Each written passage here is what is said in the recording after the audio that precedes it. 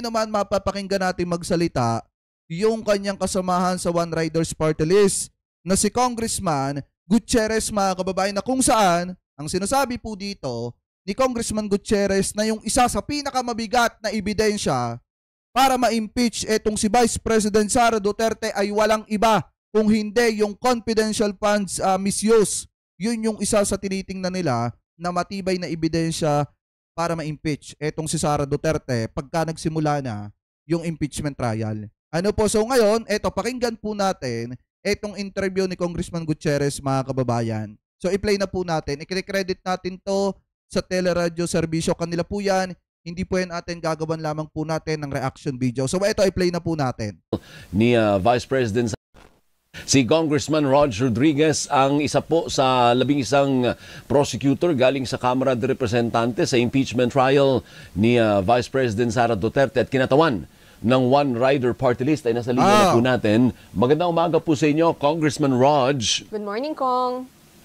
Good morning po, Sir Alvin and Ma'am Victoria, and magandang umaga po sa ating mga nakikinig po sa ating. Long time no hear. Hindi ka namin makuha sa Gising Pilipinas, Kong Rog. Mukhang late ka nang nagigising sa umaga, no? At least dito sa Kabayan. At least dito sa Kabayan, nakukuha siya. Okay. Pansamantala lang kami, dapat kay Kabayan na ito, Rog. Kaya lang na absent si Kabayan, kaya kami muna ngayon. Ayun. Anong paghahanda ang ginagawa mo bilang prosecutor ng impeachment trial ni Vice President Sara? Bilang prosecutor po, paghahanda po natin ay, doon po sa ating case, although meron. Sabi dito, wait lang, basahin muna natin yung comment. So walang choice si Sara, either way she's not able to run again. Alam niyo, mga kababayan, ganito yung nakikita ko dyan. Kung sakali na mawala ng kakayanan, etong si Vice President Sara Duterte na tumakbo sa pagka-presidente, sa 2028, may tatakbo pa ring Duterte dyan. Tandaan nyo yan, mga kababayan, yan yung nakikita ko dyan na possible na mangyari either si Baste or etong si Paulo Duterte. Ano po, basta may tatakbo pa ring Duterte dyan para idepensa yung kanilang kampo, mga kababayan, at maging presidente yung isa po sa kanila dyan. Yan yung nakikita ko dyan. Kaya nga hindi nila pwedeng sabihin na ginigipit etong si Vice President Sara Duterte kasi pinipigilan tumakbo sa 2028. Hindi. Kasi kahit mawala siya, may tatakbo pa rin sa pamilyang Duterte. Ano po, so ngayon, ipagpatuloy pa natin. Po tayong verified impeachment complaint. We still have to study po, of course, yung mga ebidensya na nakalatag doon. We have to really go through it. Brush up rin po, syempre, sa mga related laws that might be applicable. But most of it po is waiting na lang po siguro kasi pinag-aral naman po ito nung tayo nag-prepare po nung impeachment complaint mismo dun sa House.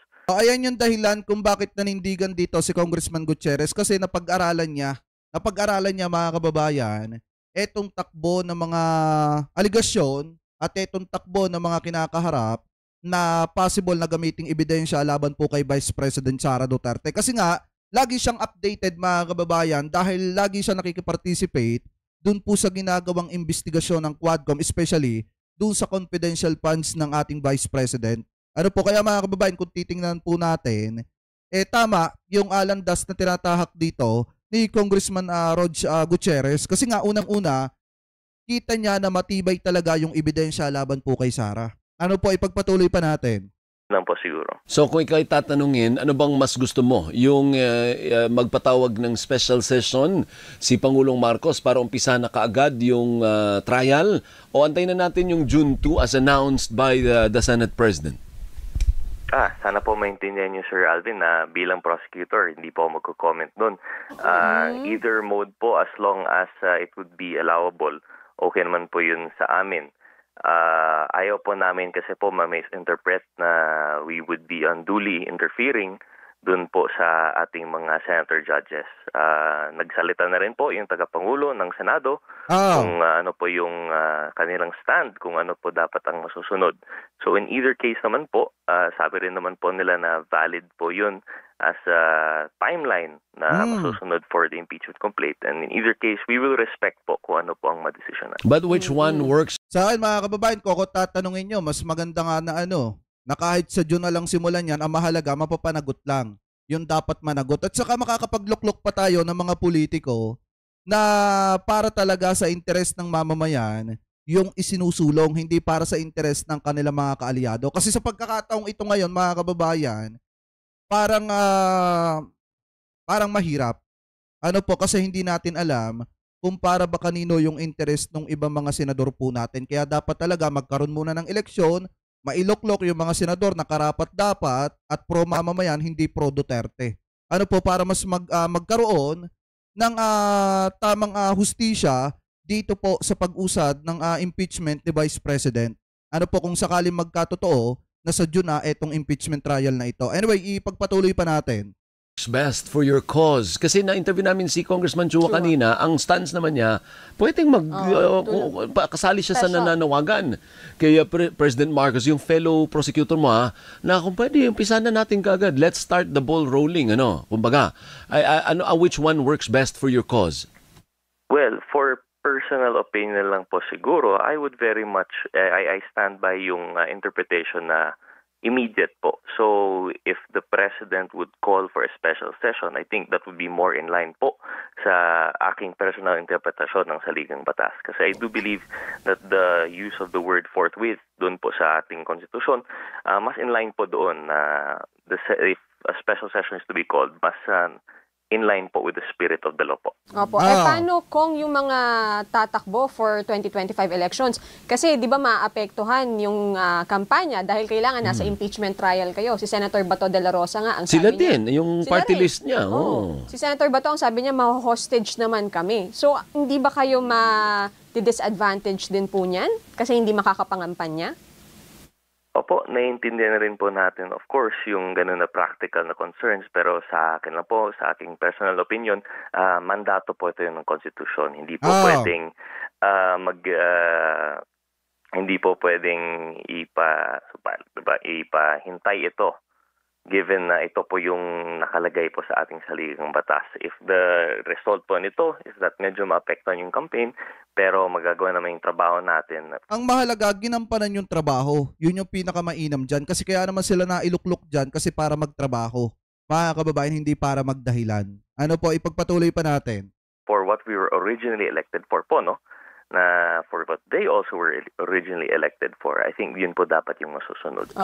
Ito po yung interpretation na masusunod. Oh, by the way, ikaw pa rin ba ang nominee ng One Rider Party List for the next Congress, the 20th? Ikaw pa rin? Yes po, sir. Ako pa rin po. So, kung makakuha, kung mananalo, talagang ikaw pa rin, magiging congressman ka pa rin. Number one sa nominees. Assuming po, yes. Hopefully, kung if most of yung ating mga kababayan would see it the same way, see it fit, na kami may boto ulit, I would still be in the 20th Congress. Okay, hindi kaya ko tinanong kasi... Kaya mga kababayan eto, iboto nyo yung One Riders Party List. Ano po, dahil unang-una, pag nanalo yung One Riders Party List, automatic ang magiging kongresista ulit nun ay walang iba kung hindi, etong si Congressman Rog Gutierrez, mga kababayan. So ngayon, pag siya ang naging congressman ulit, mga kababayan, siya yung tatayong prosecutor, isa sa prosecutor, mga kababayan, date po sa impeachment trial laban kay Vice President Sara Duterte. Ano po, ipagpatuloy pa natin.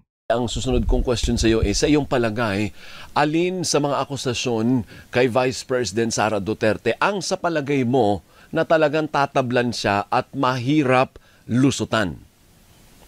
Ito. Well, sa akin lang po, of course, without wanting to interfere, exert undue influence by talking as a prosecutor before yung actual case. Pero personally po, yung aking opinion, hindi naman po siguro ito surprising kasi po, if nasusunod po yung mga committee hearings po namin, yung Article 2 po sa akin personally, yung dun sa findings po in the Committee on Good Government, sabi niyo po, na-interview niyo rin po naman si Chairman Chua. So I think dun rin makikita yung aming most glaring. And kasi po, matagal na po hindi hinaharap yung mga paratang dun tungkol sa confidential funds. Ayun. Hindi po na hinarap doon sa budget hearing. Hindi hinarap doon sa Good Government Committee. At malamang po, I think, mahihirapan pa rin to face kapag ito ay dumating po sa impeachment. So doon ka sa yung akusasyon tungkol sa confidential funds na hindi maipaliwanag. Yung palagay mo, yun ang pinakamabigat na naharapin niya na mahirap lusutan? Sa aking personal na opinion po, Sir Alvin, opo. Kasi po itong second article yung dito sa confidential funds, nagkaroon na po ng diskusyon at parang nakikita ko personally na yung mga evidence na nakita namin, mga testigo, mahirap po i-resolve siguro in a favorable matter po sa kanya. Ayan, mga kababayan, nakat na natin dyan. Kung titingnan nyo, mga kababayan, mismong nanggaling na kay Representative Rods Gutierrez na nung nakita niya, mga kababayan, yung mga ebidensya, talagang napakatibay laban po kay Vice President Sara Duterte. At yan din, mga kababayan, yung dahilan kung bakit yung mga kongresista po natin ay pumirma na ma-impeach etong si Sara Duterte. Pumirma sila dun sa fourth impeachment complaint para umusad na etong impeachment na ito, mga kababayan, sa Senado. So wag niyong sabihin nung iba, especially nung mga DDSit dyan, na nagkaroon ng bayaran, kaya nagkaroon ng pirmahan. At wag din sabihin nung iba na kaya hindi sila pumirma kasi hindi nila maintindihan kung ano ba talaga yung nilalaman nung impeachment, mga kababayan. Pero kung titingnan nyo, ayon po dito kay Congressman Gutierrez, matibay talaga yung mga ebidensya na mahirap resolbahin. Ika nga, mga kababayan. Na mahirap lusutan sa madalit salita. So yan yung mga dahilan kung bakit yung mga kongresista po natin pumirma. Taliwas dun sa ipinapakalat ng kabilang kampo na nagkaroon ng kabayaran, may kapalit na ayuda, kaya pumirma yung mga kongresista po natin. Alam nyo, sa totoo lang, dapat pa nga nating biliban yung mga kongresista na pumirma. Bakit? Kasi iniisip lamang po nila yung panawagan ng majority. Ang sinasabi ng majority dapat ma-impeach etong si Vice President Sara Duterte para hindi pa marisan ng ibang mga politiko.